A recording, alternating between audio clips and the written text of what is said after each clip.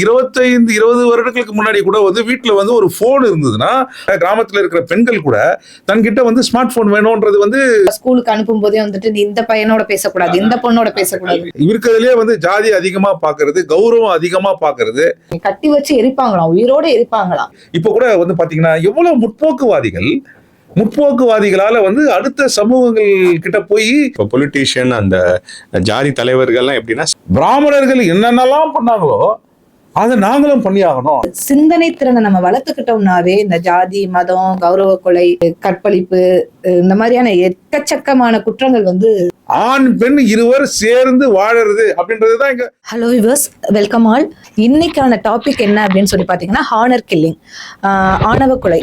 இதுக்கு என்னென்ன காரணங்களை அவங்க முன்னிலைப்படுத்துறாங்க அப்படின்றத பத்தி தான் இன்னைக்கு நம்ம ஃபுல்லாவே கலந்துரையாட போறோம். நான் திவ்யா, என் கூட ரமேஷ் சார் இருக்காங்க அண்ட் மாதவராஜ் சார் இருக்காங்க. நம்ம ஸ்கூல்ல ஸ்கூல்ஸ் எஜுகேஷன் சிஸ்டத்தை பொறுத்தளவு நம்ம மதங்களையும் சரி ஜாதியும் சரி நம்ம புகுத்தலையும் சொல்றோம். பட் அப்ளிகேஷன் ஃபார்ம்லயே அந்த மதமும் சரி ஜாதியும் சரி அதுல நம்ம கண்டிப்பா போட்டுதான் ஆகணும் அப்படின்ற ஒரு இது வருது. அதுக்கு ஒரு சில காரணங்கள் அரசாங்க சைட்ல இருந்து வருது. நம்ம அதை பத்தி ரொம்ப டீப்பா இப்ப போவேணாம்.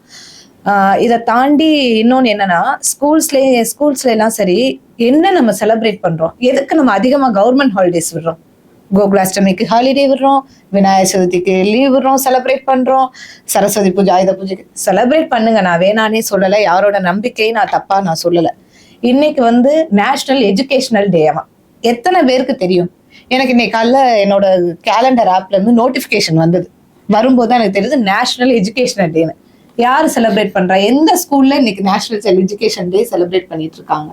ஸோ கொஞ்சமாவது நம்ம இதெல்லாம் தாண்டி ஜாதி, மதம் இதுகளை தாண்டி ஒருபடி கொஞ்சம் வெளியில யோசிப்போம். டெக்னாலஜி வளருது, உலகம் எங்கேயோ போயிட்டு இருக்கு, எவ்வளவோ முன்னேற்றங்கள் வந்துட்டு இருக்கு. நம்ம வாழ்க்கையிலையும் சரி ஒருத்தரை பார்த்து ஒருத்தர் முன்னேறணும்னு நினைக்கிறோம். நீ இப்படி பண்ணிட்டியா, உன்னைய விட ஒருபடி நான் அதிகமா சம்பாரிச்சு காமிக்கிறேன்னு சொல்றோம். ஸோ அந்த மாதிரிலாம் நம்ம போகும்போது அதுல இதையும் நம்மளோட சிந்தனையவும் சரி ஒரு கொஞ்சம் முற்போக்குத்தனமா, முற்போக்குன்றது நீங்க ஆல்ரெடி யோசிச்சுக்கிட்டு இருக்க அந்த பழைய விஷயங்கள்ல இருந்து, இந்த ஆணவ கொலை, ஜாதி இதுல இருந்து வெளிப்பட்டு யோசிக்கிறதுக்கான ஒரு வார்த்தையை தான் முற்போக்குன்றோமே தவிர, பட் சிந்தனை நார்மலா எல்லாரும் ஒரு ஹியூமனா உனக்கு என்ன வேணும் எனக்கு என்ன வேணும் அப்படின்ற ஒரு சுய சிந்தனை தான் அது. அதை ஒன்னே முற்போக்கு சிந்தனைனோட புரட்சி அந்த மாதிரிலாம் யோசிக்க வேணாம்.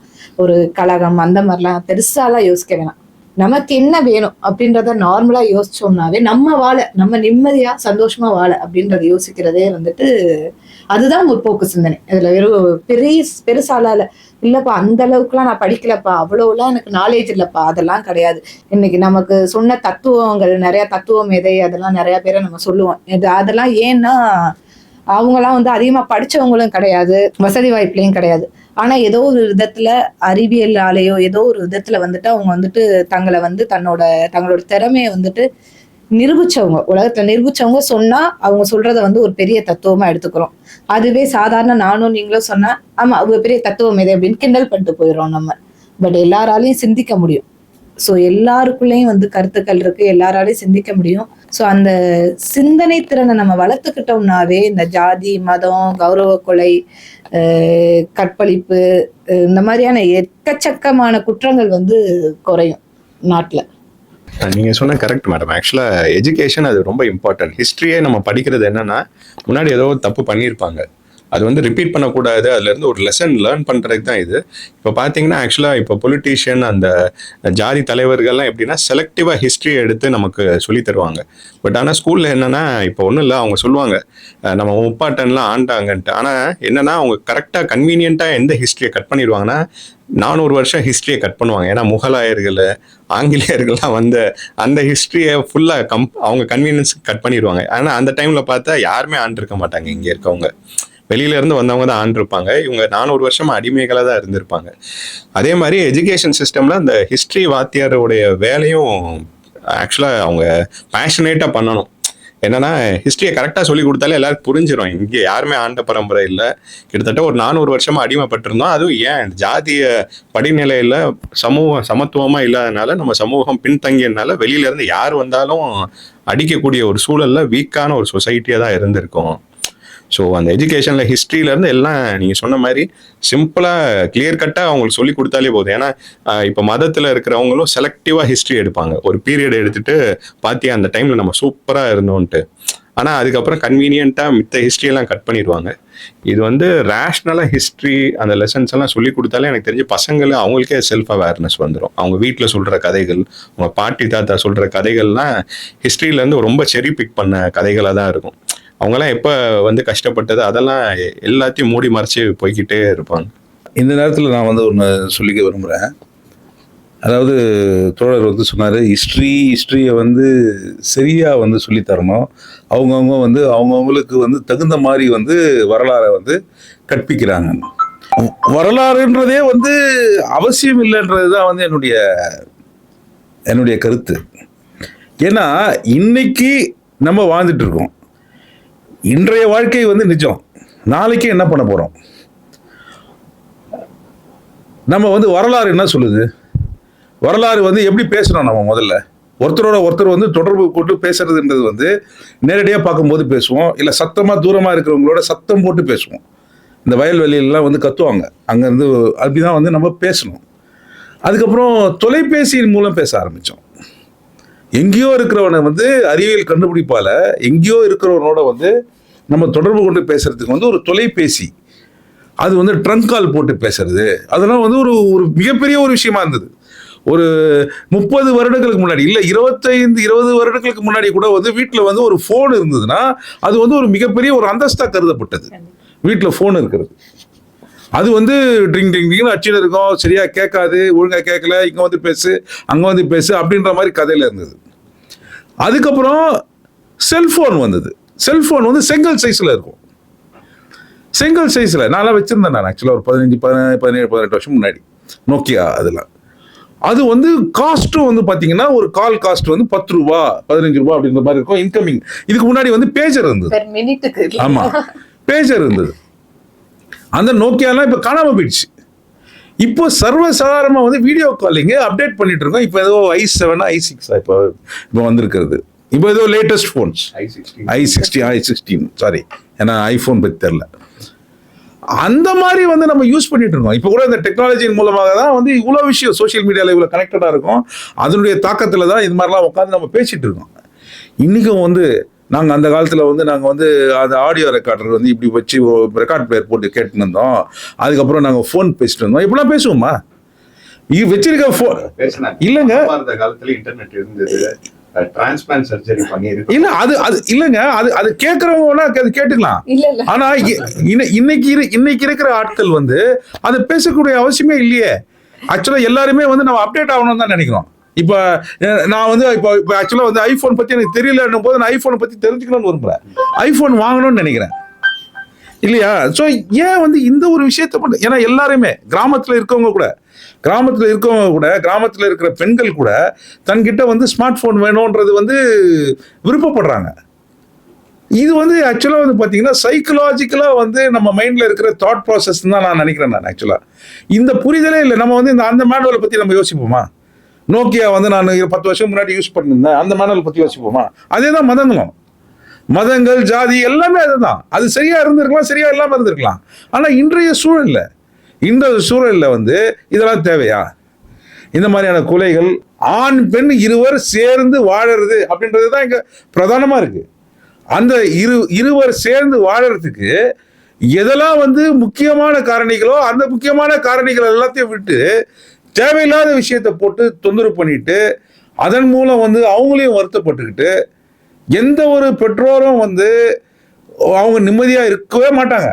ஏன்னா வந்து அந்த அளவுக்கு வந்து கொடுமையான ஒரு பெற்றோர் கிடையாதுன்னு தான் நான் ஒரு பெற்றோரா வந்து நான் சொல்றேன். நான் ஆக்சுவலா ஏன்னா யார் ஒருத்தருமே அவங்க வந்து ரொம்ப ஒரு பெரிய ஒரு பயங்கரமான வில்ல, அவன் பயங்கரமா கெட்டவன், அவனுடைய அந்த வழியை வந்து அவனால விட முடியல. அதாவது இங்கேயே இந்த மாதிரியான பிரச்சனைகள் இருக்கு. இவ்வளோ சமூக நீதி பேசுற இந்த தமிழ்நாட்டிலேயே எந்த அளவுக்கு வந்து இந்த மாதிரி இப்போ கூட வந்து பாத்தீங்கன்னா எவ்வளவு முற்போக்குவாதிகளால வந்து அடுத்த சமூகங்கள் கிட்ட போய் அவங்க சம்பந்தம் பண்ண முடியுது.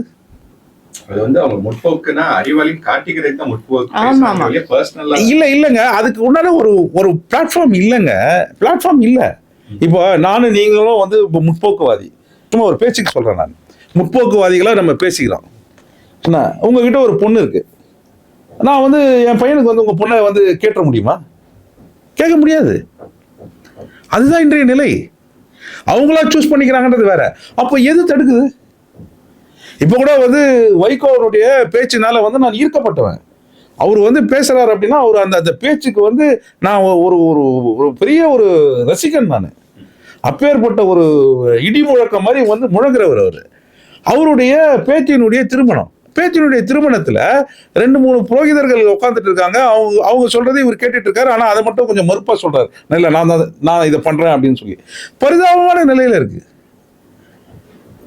இது வந்து பல குடும்பங்களை பார்க்குறேன் நான். பல இந்த திராவிட இது சமூக நீதி குடும்பங்கள்லயே வந்து இது வந்து பார்க்குறோம்.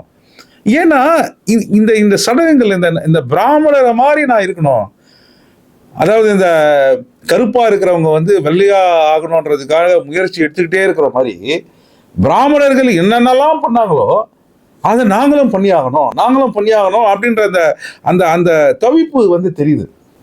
இது வந்து எப்படி வந்து மாறணும்ல? இல்ல, அது நீங்க சொல்றது கரெக்ட். இந்த வெள்ளையார்க்கவே போய் சொல்ல மாட்டா அந்த மாதிரியான மித்தெல்லாம் இருக்கு இல்லையா, இந்த மாதிரியான அவங்க பிராமணர்கள் அப்படின்றவங்க வந்துட்டு அவங்க மட்டும்தான் நல்லா படிப்பாங்க, அவங்க பிள்ளைங்களுக்கு மட்டும்தான் கடவுள் வந்து எக்ஸ்ட்ரா ஒரு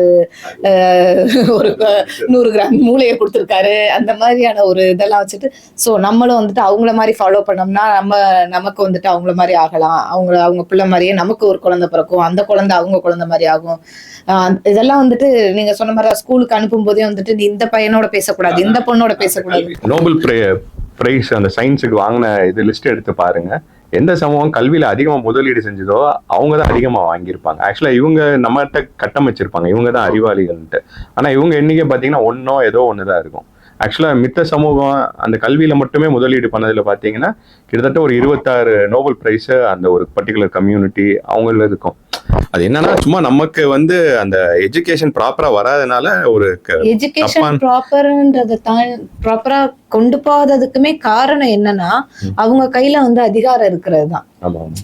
உன் கம்யூனிட்டியை சேர்ந்தவன் நீ ஸ்கூலுக்குள்ள வரக்கூடாது, உன் பையன் படிச்சு என்ன பண்ண போறான், உன் பையன் அப்படியே படிக்கிறவன் தான் கவர்மெண்ட் ஸ்கூல்ல இந்த ஸ்கூல்ல போட அந்த ஸ்கூல்ல போடு. இதுல இப்ப ஜாதி வாரியான கணக்கெடுப்பு வேணும் அப்படின்னு சொல்லிட்டு இப்போ அதுதான் வந்து பிரதான ஒரு விஷயமா இருக்கு. ஏன்னா ஒரு ஜாதிய நிலையும் வந்து எப்படி இருக்குன்றதை பற்றி தெரிஞ்சுக்கணும் அப்படின்றது தான் வந்து இப்போ ராகுல் காந்தியும் இப்போ அதை தான் வந்து இப்போ ரொம்ப தீவிரமாக வந்து சொல்லிட்டு இருக்காரு.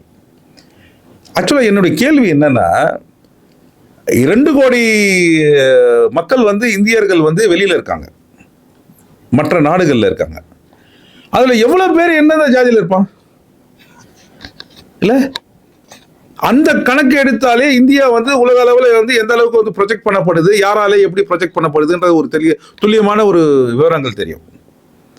எவ்வளவு பேர் வந்து ஓபிசில இருந்தோ எவ்வளவு பேர் SC STல இருந்தோ இருப்பாங்க? இல்ல, அதுதான் வந்து நிலையா இருக்கு. அப்படி இருக்கும்போது இது வந்து என்னன்னா அவங்க என்கிட்ட இருக்கிற விஷயங்கள் என்கிட்ட மட்டுமே இருக்கணும் அப்படின்றதுக்காக பண்ற இதுதான்.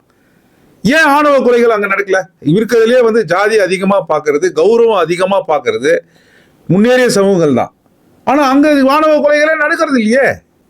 நடக்கிறது இல்லைன்னு கண்டிப்பா சொல்ல முடியாதுல்ல சார், மூடி மறைக்கப்படலாம்ல. இப்ப நம்ம சொல்ற அந்த ரிப்போர்ட் ஆகாத கேசஸ்ல அதுல வரலாம் இல்லையா? ஏன்னா எல்லா இடத்துலயுமே நீங்க எவ்வளவு பெரிய என்ன கேஸ்டா இருக்கட்டும், எந்த ரிலீஜனா இருக்கட்டும், அவங்க எவ்வளவு பணக்காரவங்க, பதவியாளர் இருக்கட்டும், படிச்சவங்களா இருக்கட்டும், எல்லா இடத்துலயுமே இந்த ஆணவ கொலை இருக்குது. ஏன்னா அந்த ஆணவ கொலை நீங்க சொன்ன மாதிரி ஆண்களையும் பண்றாங்க. இப்ப ஒரு மேல் ஜாதி பொண்ணு கீழ் ஜாதி பையனை இது பண்ணிட்டா, அந்த கீழ் ஜாதி பையனை வந்து திருச்சி பக்கத்துல அந்த அரியலூர் அதுல எல்லாம் நிறைய நடந்ததா நான் கேள்விப்பட்டிருக்கேன். கட்டி வச்சு எரிப்பாங்களாம், உயிரோட எரிப்பாங்களாம், அதெல்லாம் நிறைய நான் கேள்விப்பட்டிருக்கேன். சோ அந்த மாதிரிலாம் ஆண்களையும் கொலை பண்றதுலாம் இருக்கு ஜாதிப்படி. ஆனா அது அதிகமா நம்ம நினைக்கிறது பெண்களுக்கு தான். அதாவது பெண்கள், அந்த வீட்டு பெண்கள் கீழ் ஜாதி பையனை காதலிப்பதால் அந்த கீழ் ஜாதி பையன் வந்து எரிக்கப்படுறான்.